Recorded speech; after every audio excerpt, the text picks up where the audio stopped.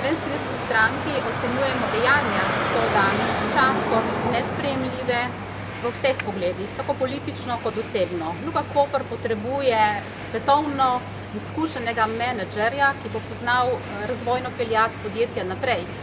Nekdo, da se iz položaja državnega sekretarja v kabinetu predsednice vlade sam okrona, da je sposoben, če rečem po domače, dječi elode, torej 5+, in da je edini primeren za tako mesto in se zato nastavi nadzorni svet, uskladi dejanja s predsednikom nadzornega sveta, torej brez razpisa, in kandidira in se okrona za že izvoljenega predsednika Luke Koper, je to res nesprejemljivo in nemoralno.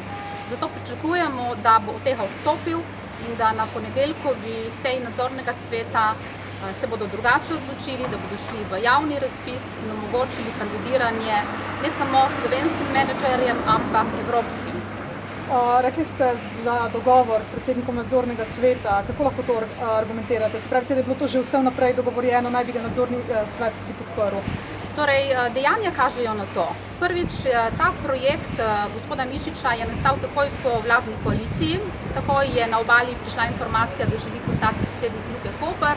In to se je peljalo do sedaj, ko je postal gospod Lobas nov šef nadzornega sveta. In nadzorni svet se je odločil, da ne gre v javni razpis, ampak da bo privilegirance povabil k razgovoru za najožji izbor, torej za tisto majhno število, če rečem kartelno dogovorjenega kandidiranja za tako pomembno mesto, kot je predsednik uprave našega edinega slovenskega pristanišča. Kaj pa glede izkušenj? Vi ste bil pač nadzorno glede izkušenj gospoda Mišiča za ta položaj. Če za trenutek odmislimo ta njegov politični nahrbtnik, ki ga nosi s sabo, ampak glede same izkušnje pri vodenju v bistvu ogromnega gigantskega podjetja. Kar mi je poznano, nima tako širokih svetovnih, če rečem, menedžerskih izkušenj z vodenjem velike družbe in z vodenjem še posebej specifične družbe, kot je pristanišče.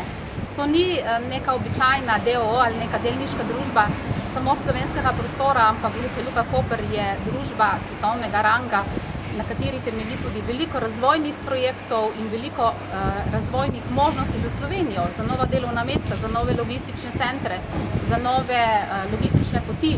In zato menim, da njegova kandidatura ni primerna. Še to bi vas vprašala, zakaj menite, da se gospod Mišič sploh poteguje za ta položaj? Je v ozadju interes trenutne vladajoče stranke oziroma Pozitivne Slovenije, nekoga znotraj nje? Absolutno. Ta njegova želja postati predsednik uprave je seveda tlakovana na temeljih Pozitivne Slovenije, na temeljih politike, kar sem že povedala, je totalno nesprejemljivo, da se izkorišča politiko za kandidiranje na takšno mesto. To preprosto ne gre. Prav, najlepša hvala.